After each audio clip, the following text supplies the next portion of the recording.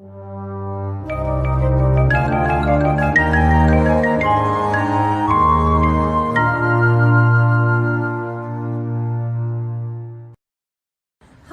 welcome back to the Roland Theater and to the Center Film Festival. We are very happy to be a part of this wonderful festival again, and we're very, very grateful to be one of the nonprofits receiving a portion of the ticket proceeds. That is really going to help us. We are in the middle of a seating project. The theater is going to turn 104 years old in 2021. The seating is decades and decades old and is really needed to be replaced. So these funds will help us. These funds will also help us survive COVID. We're struggling. We're hoping to get to our seating project, and every little bit helps. We're really looking forward to a great weekend of films, and we know you are too. And hopefully in the future, we can actually all be together at the Roland Theater. Thank you.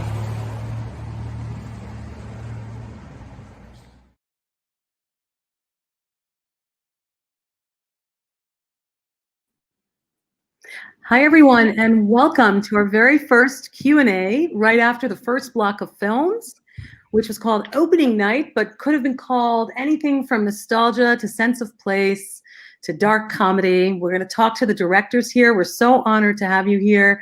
We have Sujata Day, who's actually from Greensburg, PA, right next door, and came back here to shoot Definition Please, and she'll tell us about that. And we have Tim Naylor, who's calling in from New York. And he's the director and writer, right, of Henchmen of Notre Dame. And Sujata, you're in LA right now, right? Yes, I am. It's 6 p.m. dinner time.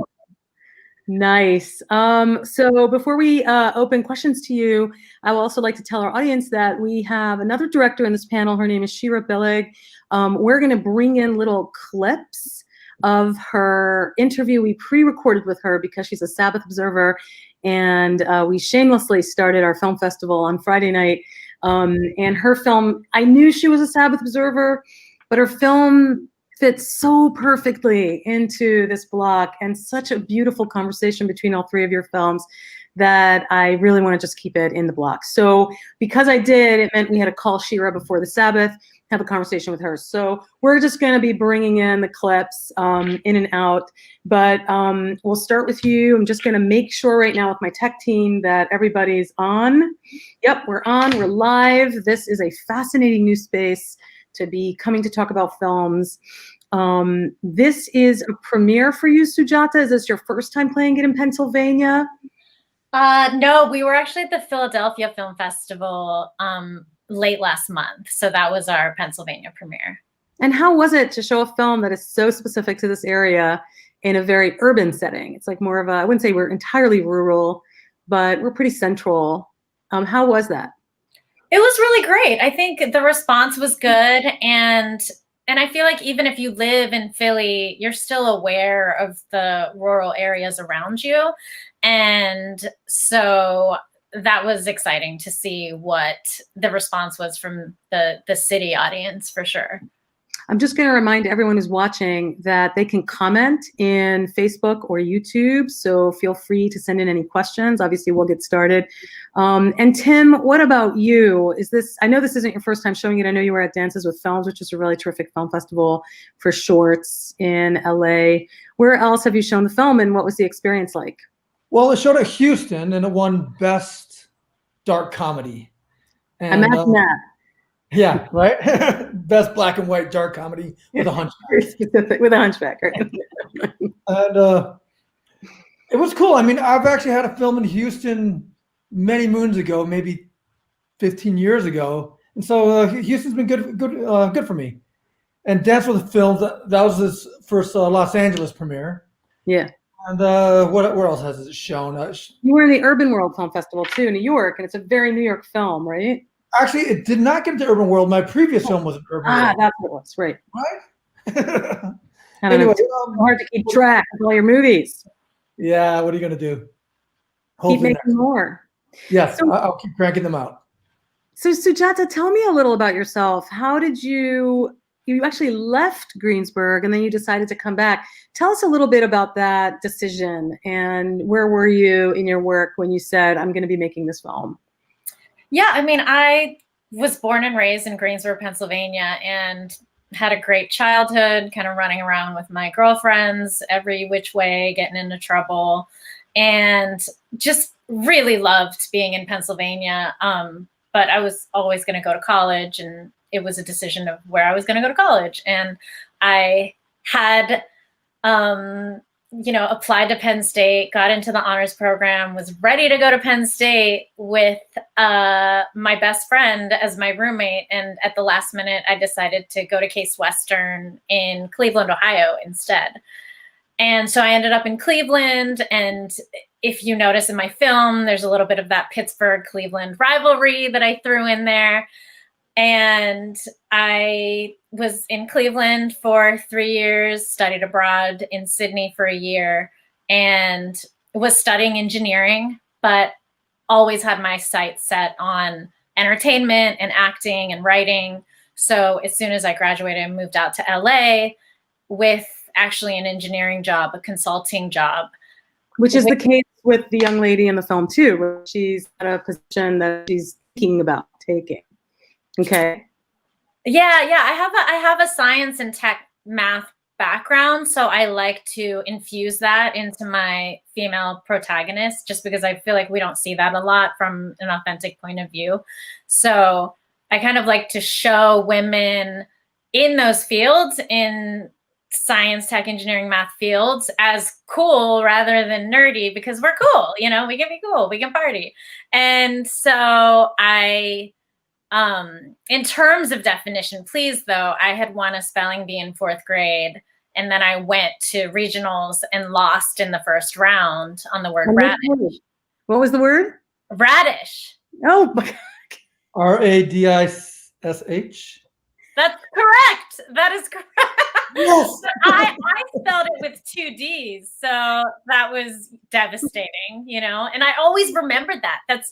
That's something that causes PTSD in people. There was literally a Twitter thread this past week that was talking about which word did you get out on in the spelling bee, and it went viral. And I was like, this is just a thing that is a universal thing that happens to people. And I just always remember that. Started watching the ESPN spelling bees and noticed that every year it seemed to be an Indian American kid winning the bee. And I was like, what's that all about? What's that psyche, And so for my film, the basic premise was, what if a former spelling bee champion turns out to be a loser? She still lives at home as an adult. And what are those reasons why she would be a loser? So I decided that those reasons would be her relationships with her mom, with boys, with especially her estranged brother, which is the relationship that we focus on in the film. I like the way you did that pretty subtly, his struggles. So we'll come back to that. So, but you were working out in Hollywood. If you don't mind, I'll share that you were working with Issa Rae quite early on Awkward Black Girls, right? Yes. So that was, I think now 9 years ago. 9? Right. Yeah. So I met Issa on Twitter, and at that time, not a lot of people were on Twitter. It wasn't like the force that it is today. And we started following each other. And a couple days later, she tweeted out, I'm looking for a mixed looking girl to play my best friend on a web series. And I wrote to her and I said, I'm not mixed, but here's a picture, would love to audition. Then I went and auditioned and got the role and started doing the web series for zero money and shooting on the weekends.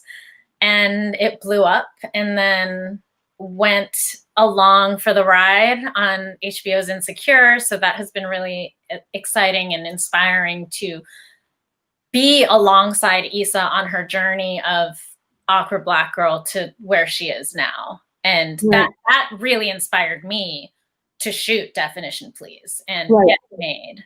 That's why I was asking you. So bringing us back to a place where you're in LA, you're on this really exciting path, you're working on other people's projects, and then you decide to come back to Greensburg and do, in a way, your story in some ways.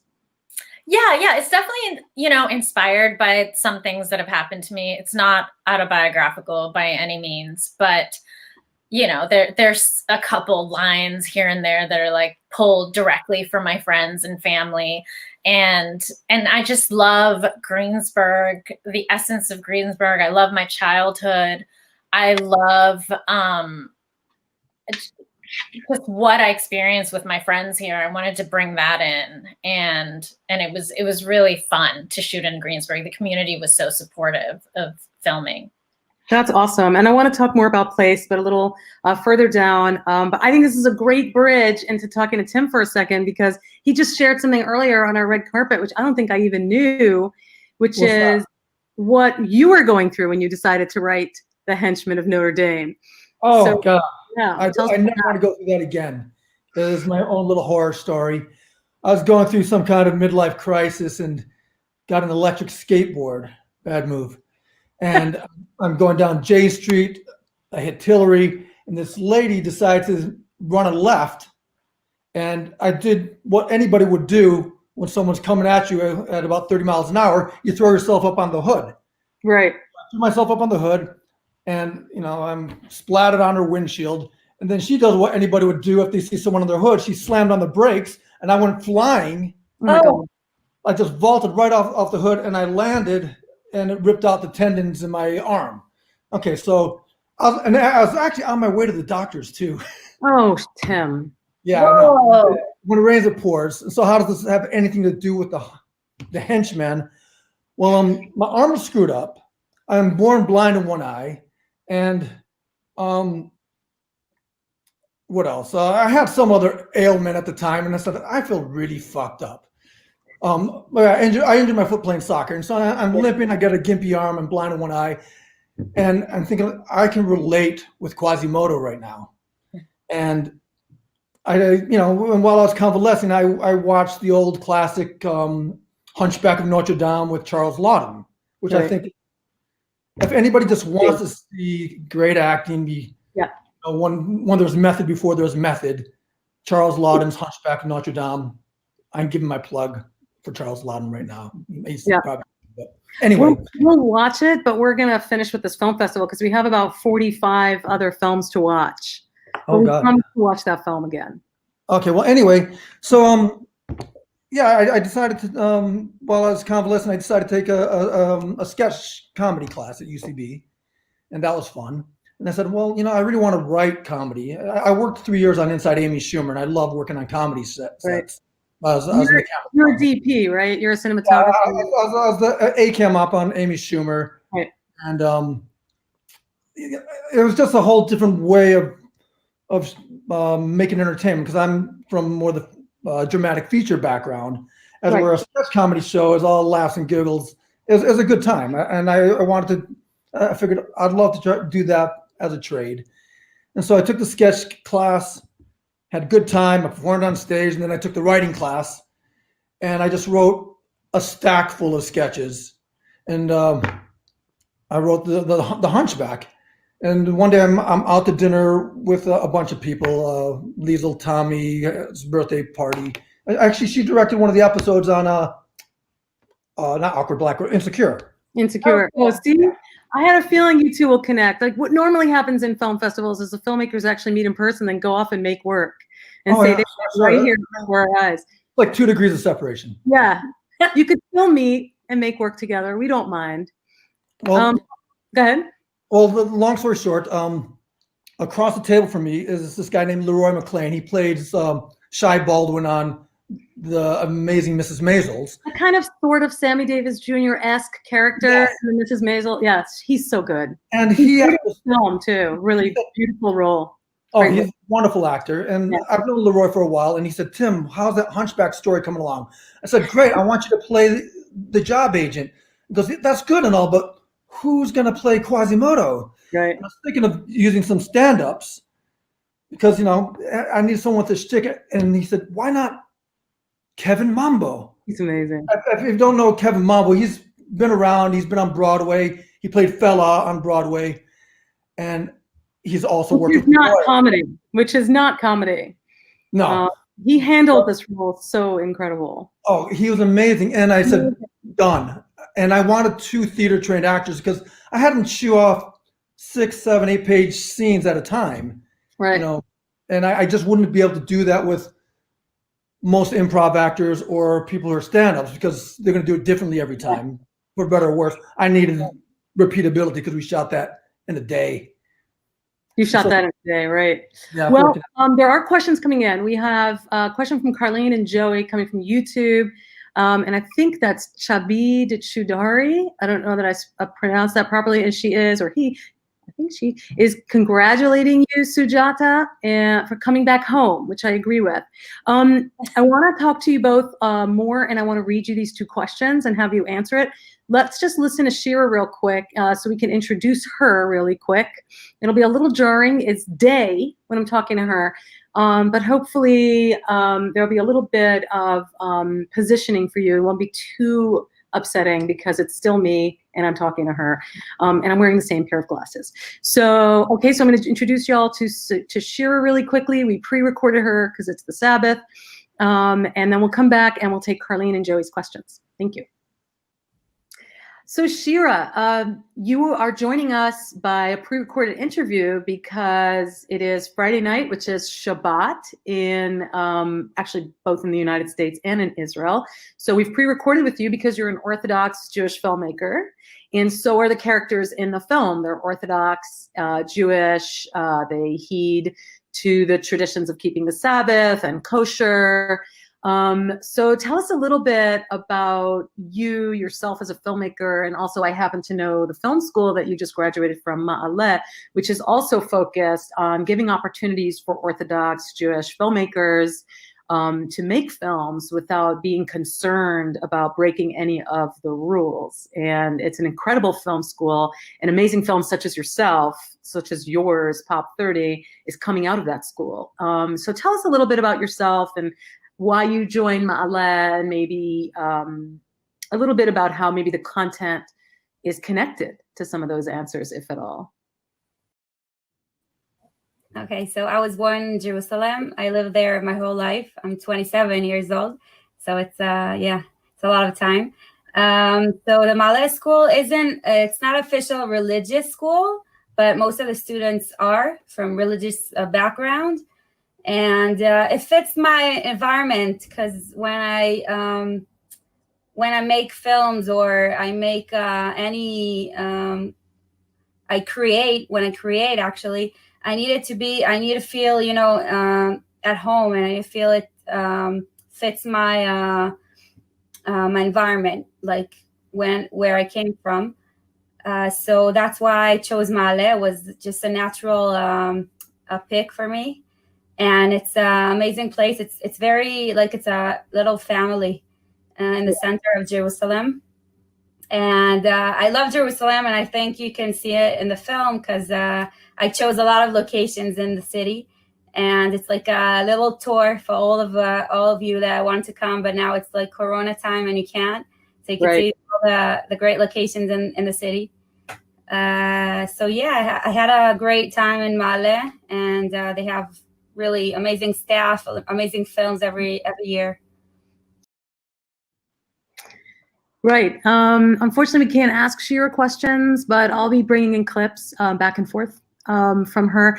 And a good transition would be to Joey's question. Carlene, will come to yours as well. Joey is also a student. We happen to be at Penn State here. We're a college town. We also have obviously tons of community here. As you know, Sujata, you're from the area. So, I thought it might be nice to look a little at, specifically with Shira, what her college experience. She's literally just graduated. And this was her final film. So Joey has a question for you, Tim. Why did you decide to shoot in black and white? The film that really inspired me was the old classic Hunchback of Notre Dame with Charles Laughton. And that's a black and white film. And it's also a parable. It's not to be taken literally. And there's something about black and white, it's an abstraction, and which works perfect for parables. And also it works very well when you're trying to do this kind of heightened, almost stagey acting. I don't know if you've ever watched any old Mel Brooks, Young Frankenstein. So it was a bit of an ode to that, to Charles Laughton, an homage to the films of the 30s and 40s. Yeah.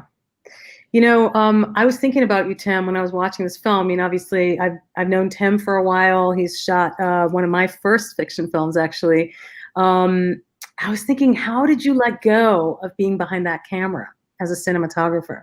It was very difficult at first. I did a previous short film with the same cinematographer, but I just had him operate, and I DP'd and directed, and I said, I'm not going to do that again. That was stupid. Yeah.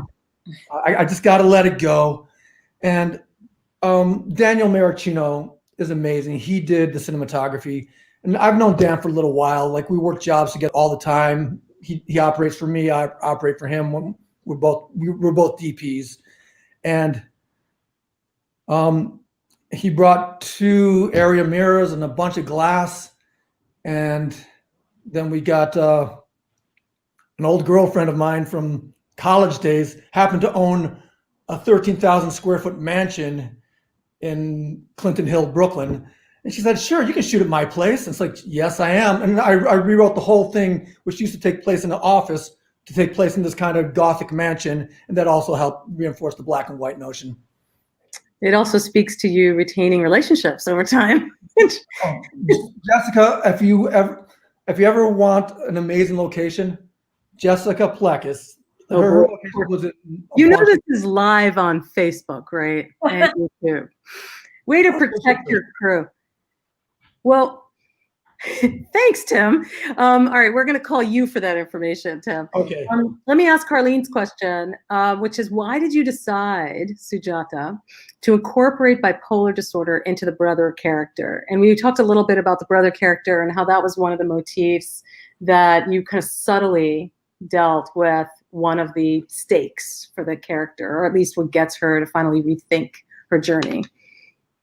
Yeah, I'll tell you about, growing up as Indian American in Greensburg, there was a huge South Asian community because there's 3 temples in the area.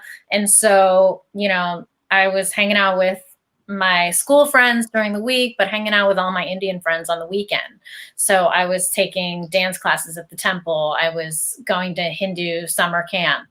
And something that I noticed amongst my acquaintances and friends in the Indian American community, that we were being pushed to be academically excellent. And I noticed amongst us, someone would run away from home and the parents would be like, oh, why did Anand run away?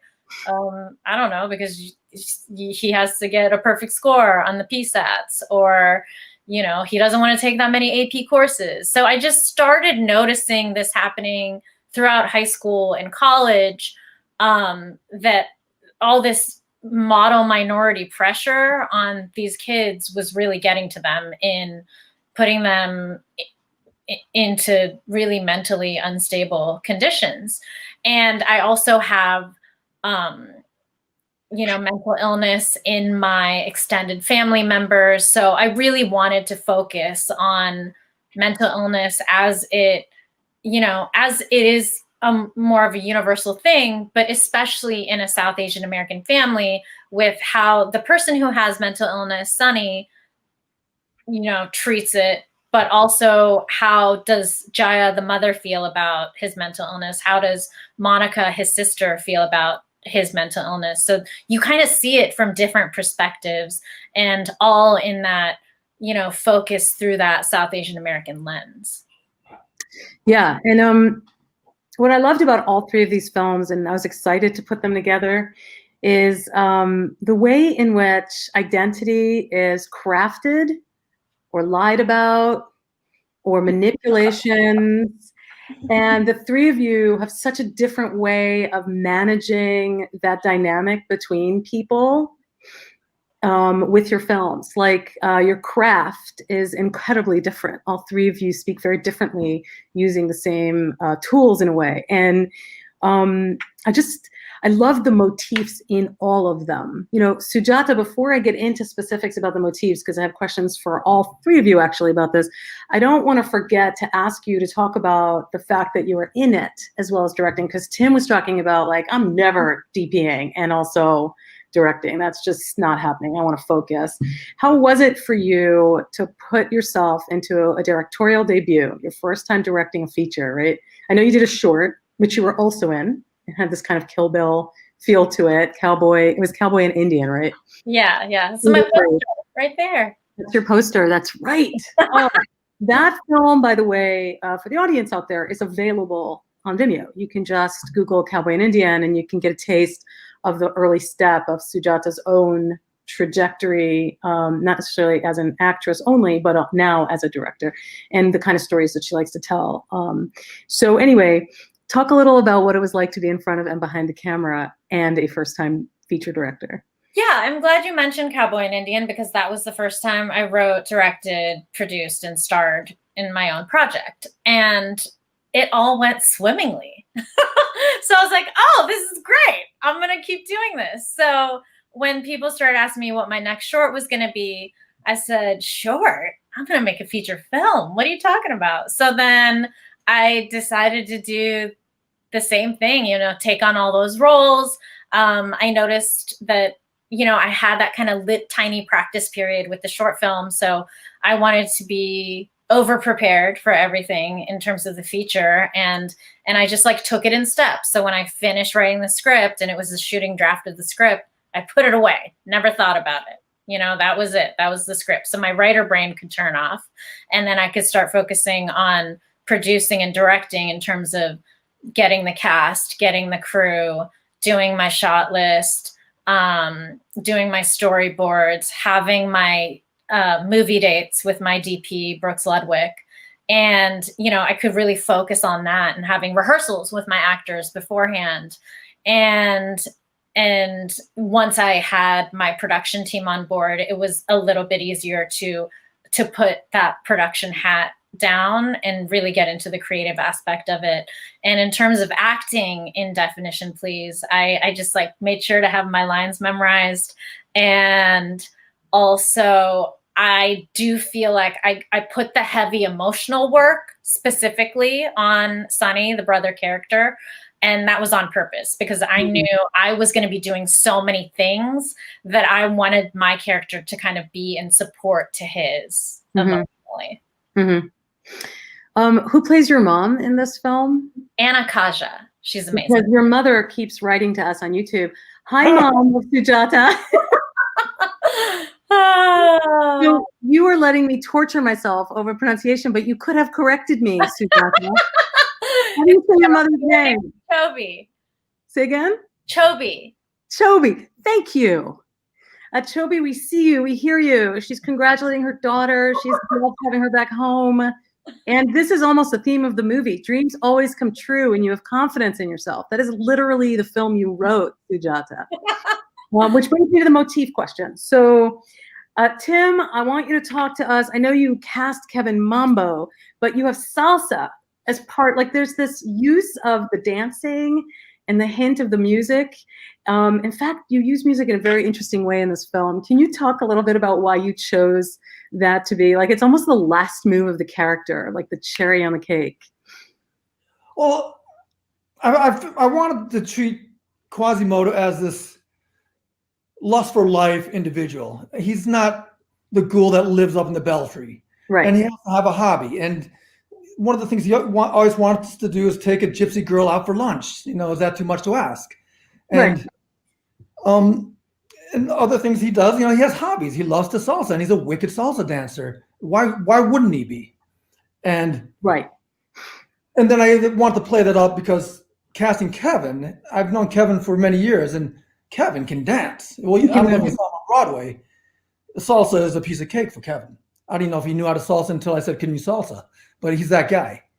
But in terms of the music, at first I just wanted people to think maybe he has Gloria Estefan buzzing in his head. Right. And then, oh no, wait, this guy actually has some wicked moves. And that's what I wanted to show at the end. But it's a slow move because he whispers it. When he's nervous, there seems to be pauses where he kind of mumbles the words of the song. Well, that's the old Quasimodo tick where Quasimodo is a virtuous person, but his only flaw is he has a temper and he likes to throw people off buildings when it gets a little out of hand. Gotcha. always been the Quasimodo trope. You know, it's like cool guy, but sometimes he flies a little off the handle. Right. And that was that little bit of Quasimodo's past that keeps him trying to bubble up, that he's trying to suppress. Like he got rid of his hunchback, he got a mani-pedi, he got the swift new haircut, but that little temper thing, that little fly off the handle Quasi moment, always likes to bubble up, especially when people get on his nerves. Right. And Leroy's character, who doesn't have a name, we just call him the agent. Okay.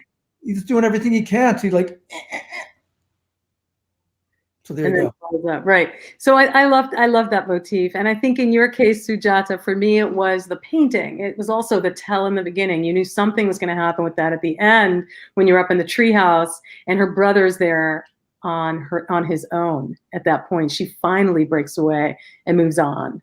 But in the beginning, that's her safe space. And now it becomes his. She passes it on to him, intentionally or otherwise. So talk about that, the painting, and how you came up with that idea and why you wanted to use that. Yeah, I love the idea of like a paint by numbers, because it's almost like, oh, you're not like that confident of an artist to like just do it freehand and be like, oh, I'm an artist and look at my still life drawing that I made. So I feel like paint by numbers is really stress-free. And you know, you look at the little paint tubes and it has the number, and you freaking put the number and you paint it in, and then it becomes this really gorgeous painting. So it once again, you said it was her safe space, this treehouse, and you know, the paint by numbers is something that also quiets her mind, because you recognize in the other scenes that her mind is constantly going and it's filled with words. So to have her safe space be something that's not related to words or spelling or anything like that was very, very much something that I, you know, was focused on. And I wanted it to be, you know, full of her favorite things, her snacks, her stuffed animals, her blankets. And so that motif, you know, you watch her finish the painting as the movie goes on, as she has different interactions in this safe space. Some of them are not, you know, the best interactions, you know, but then you do see in the end, she has finished the painting, and, you know, that's the time that she has decided it was ready to move on and right.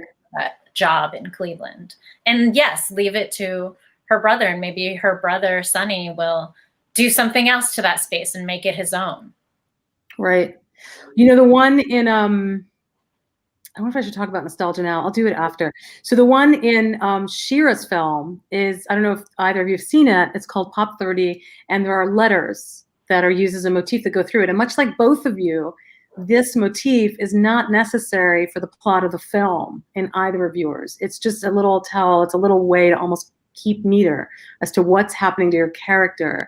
And we can easily pull it out, and the film obviously still holds. It just loses a beautiful layer, or a powerful layer, or a layer that makes you either, you know, laugh more or connect more, or hits you in some way you can't really put words into. And this is the case with the letters in Shira's film. I'm just going to ask Kurt to play it, because I think I do preface it, don't I, before. So let's try that and see. If I didn't preface it, I'll pre-preface it. And then I want to talk to you guys about nostalgia. Well, I know you didn't propose on a Ferris wheel, but what about the question of the letters? Like these kind of, I thought about Shrayim, like the leftovers on the rabbi's plate that he gives out to all of his followers.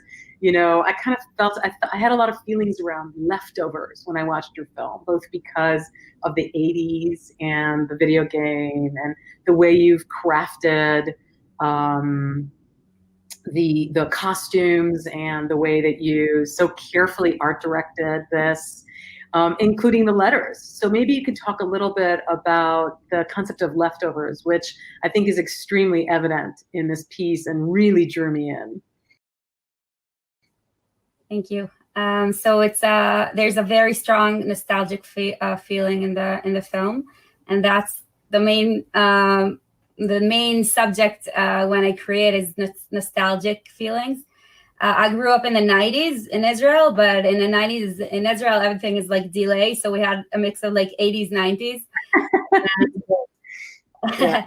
So so the whole the graphic of the 2D PC game, the PC games, Mario and all those. I don't know if you know them, but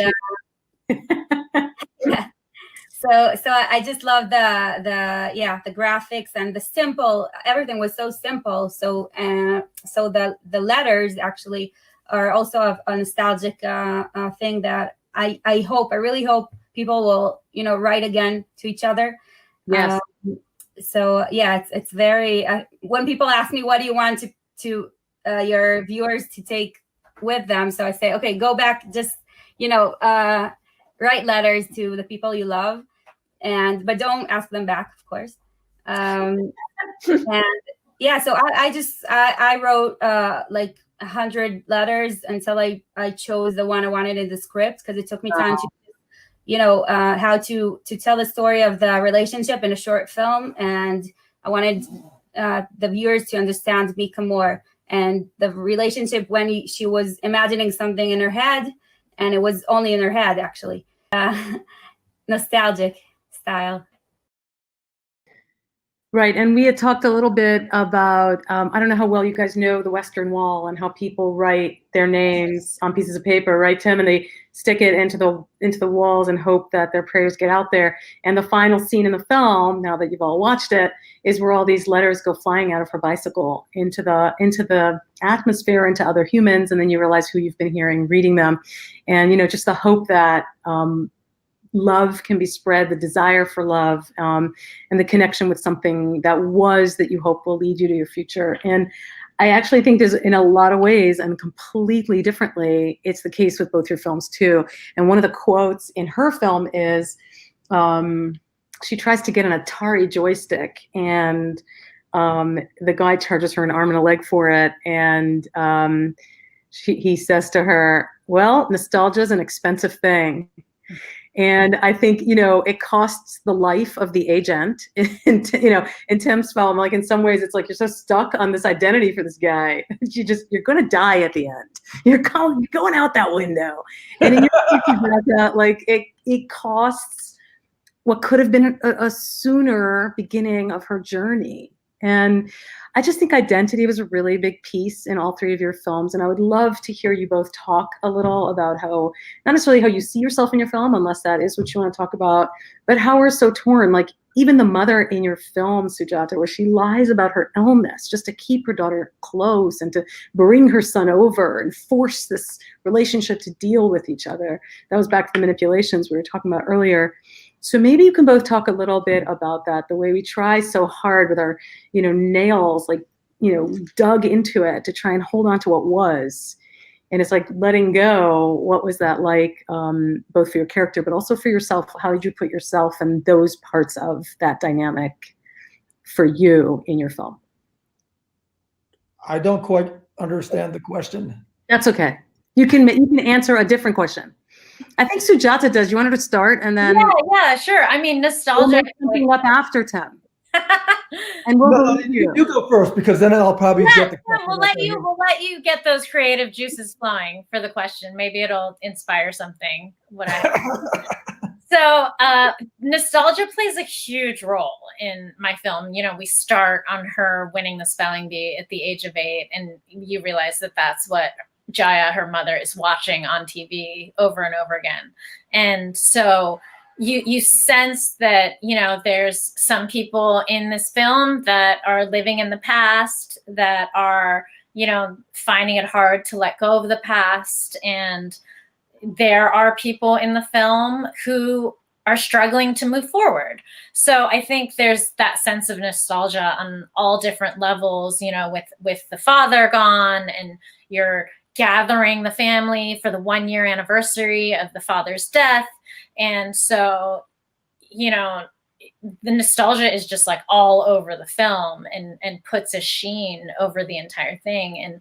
And I think something that's really awesome is, you watch these characters let go of that nostalgia and move into the present to deal with each other in the moment, which is something that's very important in general. And that dealing with each other in the moment allows them to finally move forward into the future. And there's even a line from my film that Jaya says, which is, you know, past is past, future is not here, you know, all we have is the present. So that was kind of the perfect question for Pearl to ask me.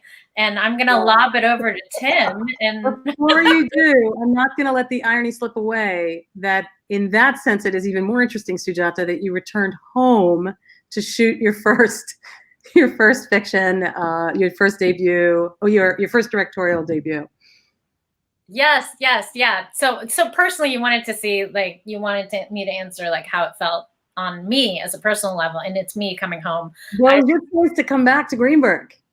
Yeah, so it's just like I have only great memories of my childhood and being with my friends, and, you know, being in these kind of foresty, woodsy play fields where we would just all go hang out. So it was really important to me to show this kind of rural side of Greensburg and, you know, have that be on screen. Yeah, and place was a big part of this as well. You know, her use of place in Israel, which you were to talk about, your use of Greensburg, and Tim, the mansion, and there's something very Gotham-y New York about yours as well. Do you want to answer that nostalgia question, or you want me to hit you with another one? I think you can. I think you can talk about how your story possibly fits into this a little beyond the accident. Oh yeah, absolutely. Well, your question was about nostalgia, how nostalgia fits into it? Well, you and the yearning for a past and the way that you were able, because your characters are funny, of course, and they're dark, but there's such a history behind each of them, and you can feel it, including the space and the Henchman of Notre Dame, the actual classic that you're taking a risk. Of course, the Hugo story. I think the nostalgia is more on my part than my characters, because I was raised on, you know, Leslie Howard, Olivia de Havilland, Tyrone Powers, all those kind of movies. That I was raised on a steady diet around 4 o'clock of classic movies for a good part of my childhood, and I think that's where the nostalgia comes from. In terms of Quasimodo's nostalgia, I don't think he has any nostalgia for his own past. He's more of a romantic. He always thinks about, you know, what can be. He thinks about a future, a life, a level of romance. I mean, to him, romance is having a regular job, being able to work in the service industry, as a pool boy in Palm Springs, or, you know, a concierge in Bahrain. I mean, that to him is high romance. But yeah, the nostalgia for me is really on my own part, just trying to bring back the feeling of these old classic movies where they dealt with very, I would say, almost simple romantic themes. And there is no girl involved, but I feel it has a sense of romance, especially on Quasi's part. And I feel, for me, romance is a nostalgic sentiment that I don't see enough in films. Right. Good transition into Rebecca Inlow's question. Rebecca is the woman we saw earlier talking about the Roland. She takes really great care of the Roland with Kevin, her partner, in the project of keeping the theater going. She writes, speaking of nostalgia, see, Tim, it's going to keep going. Is there a movie that you could cite as being the reason you went into filmmaking, or just a movie that you consider the perfect movie? But I have a feeling it'll be one of the reasons that you went into filmmaking. Pawnbroker and I'm a Fugitive from a Chain Gang. Oh my God, Pawnbroker, really? Wow. Powerful film. Saw it at 4 o'clock, black and white, Bill Kennedy movies. What's with 4 o'clock? Is it like after school? It was like after school. It would be this old Hollywood guy you'd never seen in the movie, but he knew everybody. He was like the Zelig of Hollywood. And he'd talk about, yeah, when I was with Ronnie Reagan on da-da-da. And then he'd talk about all these movies, and there he is somewhere in the background. But he had an encyclopedic knowledge, and he'd show the best movies. And that's where I first saw The Pawnbroker. Amazing. With Bill Kennedy. Amazing. Sujata, what about you? Yeah, I'm going to have the movie that just like first popped up in my head was Mira Nair's Monsoon Wedding. And when I watched that, I was like, whoa, it just like blew my mind, because as an Indian American, you know, we grew up watching Bollywood movies, and I also grew up watching black and white Bengali films by Satyajit Ray. And so when I watched Monsoon Wedding, it just felt so in the moment. And she did such a great job with balancing the comedy and drama in that film, and, you know, all the different relationships. And there was an upstairs, downstairs, you know, romantic vibe going on. So I just really, that movie really made me also see Indians in a different light in terms of being on screen. So that was one of the, you know, big inspirations, I feel. Right. Not a huge surprise, because you do some of the similar things in your film also, and same with you, Tim. So we're going to have to end soon, but there's two questions I would really like to ask you. One is connected to the fact that we are in a student town, and, you know, a college town. And I wonder if you have any advice to students as they're building their, whether it's they're trying to go into filmmaking or entrepreneurship around the industry. Do you have any advice for a younger filmmaker? Sure. My advice is, don't be afraid to make mistakes. So, you know, whatever you're doing, whether it is filmmaking or entrepreneurship, make the thing, make mistakes, there will be flaws, and then move on to the next thing, and it'll be better, and you'll have learned from your mistakes and learned from your flaws. And that's something that I've also, you know, gleaned from Issa Rae's inspiration, where, you know, Awkward Black Girl was her third web series. Have you heard of the first two? No. Right. So it's all about, you know, taking risks and not being afraid. And then once you've finished the project or whatever it is you're working on, also don't be afraid to put it aside and then work on the next new thing. Absolutely. Yeah. And Tim, what about you? I'd say shackle the DP to the tripod so he can't leave his post. Just stick him there. And after you've done that, I'd say ask yourself what the film's about, what the sequence is about, what the scene's about dramatically, what the shot is about. And if you can answer all that with clarity, not with a lecture like I'm doing right now, right, then when your schedule goes to shit and everything goes pear-shaped, you don't have to worry about the dolly losing a wheel or light blowing out. You can really distill what is necessary to get the scene, because no schedule is going to work out perfectly. And you have to be prepared for things not working out well, but also when better things present themselves. And if you know what it's about, it's like, oh, that's better. We're going to go with that. And that's my advice, is really just know dramatically what those units are, right down to the shot. And that's great advice. You know what to do. Yeah. Kurt, do we have Shira's advice rolled up? And then we have one more question before we see if there's anyone else asking questions too. I think he's looking for it. But surprisingly, I asked Shira the same question. The advice to students. I'm wondering if there's anything you've learned and or want to share with our students as they continue on their journey. I guess it's different in Israel than in the States or anywhere else, because in Israel, it's a small industry, really small. You need to know to be like a one-man band, to be the producer, the director, the cinematographer, the editor. Or a one-woman band in your case. Right. That's much actually, yeah, it's difficult, and you're religious too. So people just sometimes like, okay, how it's gonna work. And what about, getting married? Why just work all day? And, it's a very intense industry. So I'm like, I have my own business and I work with like a team and everything, but still it's very intense, but I love it. And I think the first tip is just do what you love, because don't do it like because you like the idea of it, of being a filmmaker, or just it sounds like cool. You need to really connect to the content you create. And just I think that the most important tip I learned in my film studying is create the film you want to watch. And then, you know, if it makes you laugh, it makes you cry, you just you enjoy making it. I guess that's the first step of being a good a filmmaker. I think we agree with all three of you. That was some really good advice. Thank you. Is there anything I did not ask you about that you want to share with the audience tonight? They've hopefully just watched all your films. If they haven't, they may get inspired to now that they've watched the Q&A, or they might watch this Q&A later. Anything you wanted to cover? That I know you want to talk about nostalgia again, Tim. I'm really trying hard to come up with something nostalgic. I can't.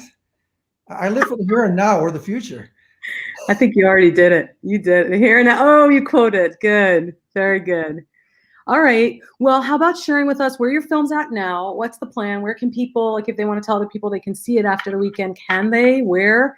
And what are you working on now that you're able to share with us?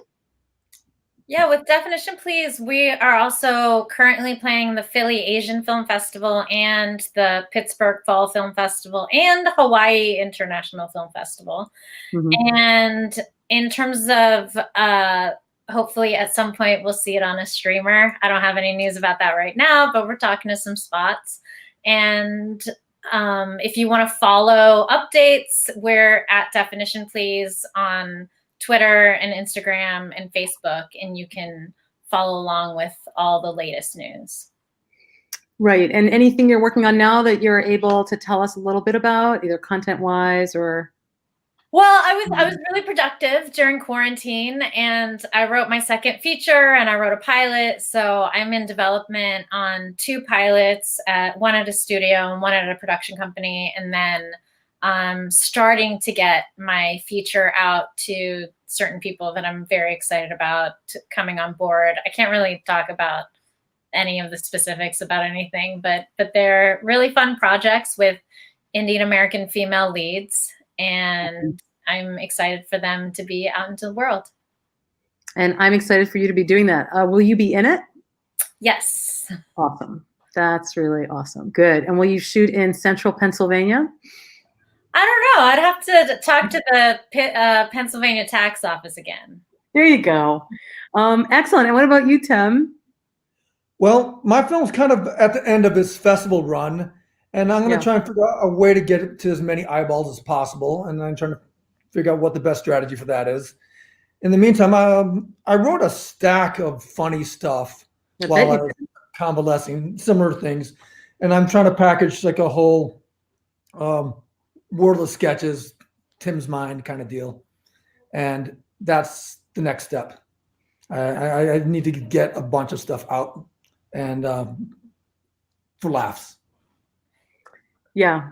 Yeah. Especially now, we really do need, and that's the thing about both of your work. And of course, Shira's also, is it can deal with like some really heavy subjects, although Tim refuses to get into it, but with a layer of comedy that might be a little dark, but it's there. Ooh, we have another question, but I'm going to be strict. Unlike with the virtual carpet, we are ending on time, which is at 10. Carlene in Henchman, Quasimodo asks the gargoyle why he couldn't be made of stone. It is a tonal shift from the dark comedy, and I want to know the intent behind it. Carlene wants to know. Okay, Carlene, watch Charles Laughton's Hunchback of Notre Dame. It's the last line of the movie. It's the last line in Hugo's book. It's going to be the last line of my short. And why can't it be made of stone? It's just so he doesn't have to deal with the slings and arrows of life. That's why he says it. And you know, he's a tormented soul. If you're made of stone, you're not so tormented. That's the way I see the line. Good. Kurt, do you want to come in and say hi so we could see, as it were, the man behind the curtain? And do you have any other questions? Kurt is my co-conspirator in creating this film festival and probably guilty for why we're sitting here in the first place. He and Casey, who you'll meet in the next Q&A, kept me going despite how this is so not how we want film festivals to go. I would love to see all of you in person, but it is how we want it to go if it's not safe. So therefore, and also, as you've all noticed, we're getting filmmakers from all over the country and the world, actually. So that would have been much harder. to do. So we're very grateful. At least we have this space. Yes, Kurt, anything that I didn't ask that you think I should, or you just want to do? I think you did great. I've really enjoyed. I enjoyed all the movies. It's really fun to peek under the hood with the people who made them, and it's really gracious of you to share all this time with us. And thank you. Yeah. Well, let's say goodbye to Shira first, and then we'll say goodbye to the two of you. So hang on just a second. Let's watch Shira say goodbye to all of us, and then we'll come back and part ways in whatever way, just in case you have a thought while she's talking. If that's something you want to share. Thank you for having me. And it's so far away, but so not far away in a way. It's a big honor for me. And thank you so much. And I hope you enjoy the festival and the other great films there. And we're honored to have you. And thanks for making the time to let us pre-record a conversation with you and share it with our audience. Thank you. Shabbat Shalom. Shabbat Shalom. Thank you. Shabbat Shalom. So sweet. Isn't Diwali today, Sujata? Yes. Happy Diwali, everybody. Happy Diwali. Look at this crew. We got a Shabbat Shalom, a happy Diwali. What do you got, Tim? Happy 7th month of COVID. I don't know. Happy Friday the 13th. Oh, yeah. That's a good transition. Perfect transition. I swear to you know, can you see why it's so nice to work with Tim? I really love working with you, Tim. And I remember decades ago. Decades ago. I'm not that old. Well, Sujata, it is so awesome to see you. Thanks for taking the time. Tim, thanks for visiting. It's so nice to see your face after all these years. I'm sure we will be in touch with you and let you know what people are saying about your film as it's coming in. Sujata, when's the next time we can see your film? I think it's done at Center Film Festival, right? Or is it still playing through the weekend? I think you gave us your fancy distributor people gave us 24 hours. Am I right? There you go, 24 hours. You go, Tim. You have another 20 hours to watch. You have another 20 hours to watch it at Center Film Festival, and then you can also catch it. I think if you're in New York, you can watch it at Philly Asian Film Festival. Done. Yeah. Yay. Well, on that note, we'll take Tim's beautiful transition to Friday the 13th to thank you guys for being with us, thank the audience for being there, and let you know that 11:45, we'll be talking to the two directors of our Friday the 13th thriller set, Jeremiah Kipp, who you might know, Tim. Yes, he's one of my Facebook friends. We're like in the same circles. He was the AD on the film we did together. Oh, Jesus Christ, that's him? Well, he's now an award-winning director, Tim. So I know you don't feel like it's been so long ago, but I see all these faces in the book. Nostalgia. It's nostalgia. Nostalgia, finally. So Jeremiah Kipp is going to show his film Perfect, which is playing at 10, and that prefaces Sarah Perozek's film #Like, which is just the kind of thriller you need for Friday the 13th. Tammy Jane Wigan Falls says, thank you so much. Your films are wonderful. I couldn't agree more. Thank you, Kurt, for helping us with the ins and outs. Thank you, Sujata and Tim, for making the time. Shabbat Shalom. Happy Diwali. And everyone stay safe. And to be continued. We'll see you for the rest of the festival. Yes, right, thank you so much.